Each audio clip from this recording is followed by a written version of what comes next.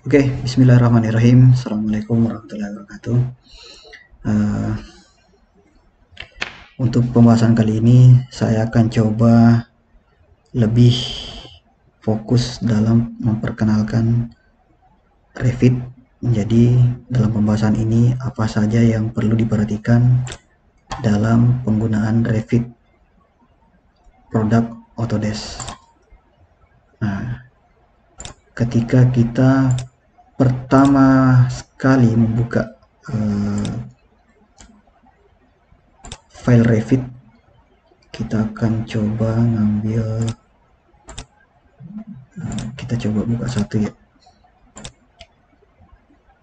project, kemudian default metric, oke, open.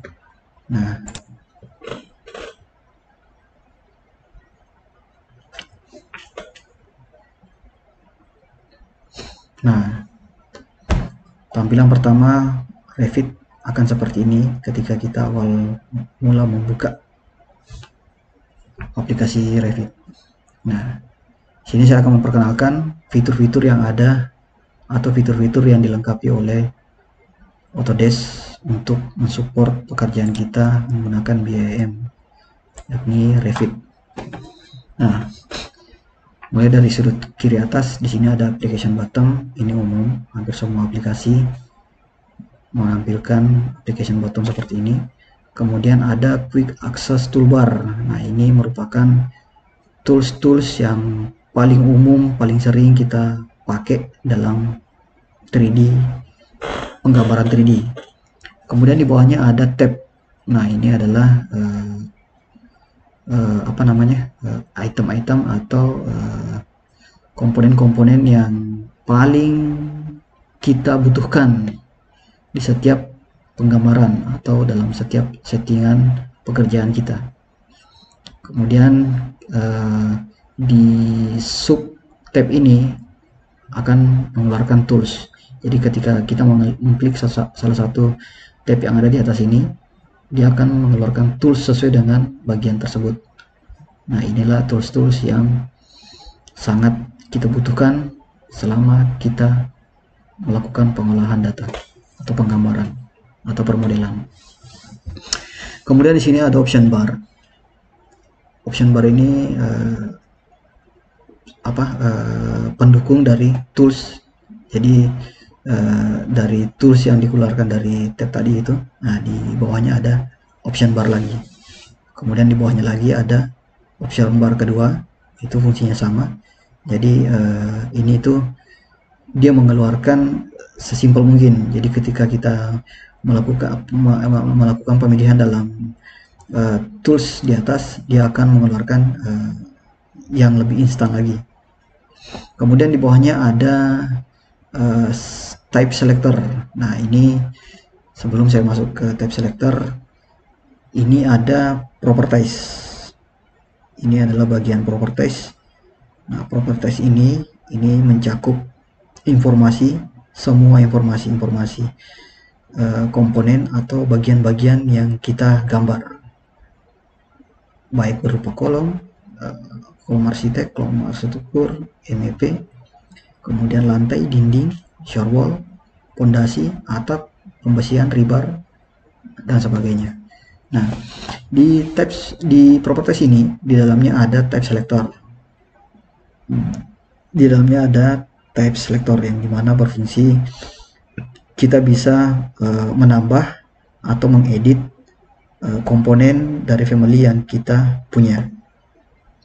Nah, kemudian nanti akan pertemuan selanjutnya kita akan coba jelaskan lebih dalam lagi nanti. Ini hanya untuk perkenalan saja. Kemudian di bawah ada properties palette. Nah, di sini properties palette ini, disinilah semua data-data atau informasi yang bisa kita rubah atau bisa kita tambahkan sesuai dengan kebutuhan proyek, kebutuhan kita. Kemudian di bawahnya lagi ada status bar. Nah, ini jarang untuk kita perhatikan. Kemudian kita ke kanan sedikit, ke kanan bawah. Di bawah ini ada view control bar. Nah, ini view control bar Ini sangat membantu untuk tampilan view yang ada di lembar kerja kita. Nah, jadi setiap view yang kita buka, mau 3D, tampak, denah, potongan, atau 3D, nah itu di sini settingan view-nya. Baik skalanya, kualitas gambar, LOD-nya, atau mungkin hidden, unhidden, kemudian ada pencahayaan, posisi matahari, dan beberapa lainnya. Kemudian kita ke atas di sini ada contextual tab. Nah, ini contextual tab ini adalah ketika kita menambahkan application plugin, nah itu akan larinya ke sini.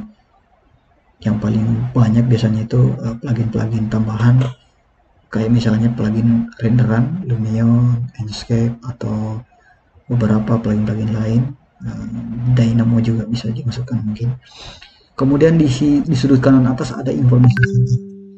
Information center ini juga termasuk penting karena ini kaitannya dengan produk yang kita pakai, apakah lisensi atau tidak. Nah, kita akan bisa melihat di sini ketika ada lisensi maka akan tercantum nama lisensi yang akan dimunculkan Autodesk.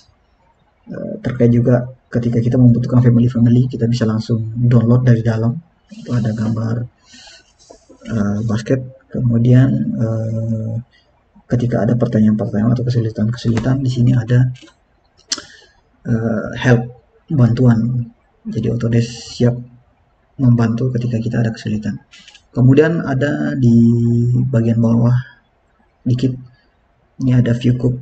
Ini berlaku hanya untuk di lembaran kerja 3D. Ini untuk merubah arah atau merotate gambar. Kita bisa memutar gambarnya. Sama dengan di SketchUp, cuma SketchUp itu perintahnya shift scroll, tekan scroll. Ini hampir sama, cuma kebalikan dari SketchUp. Kemudian ada drawing area. Nah, inilah lembaran kerja kita.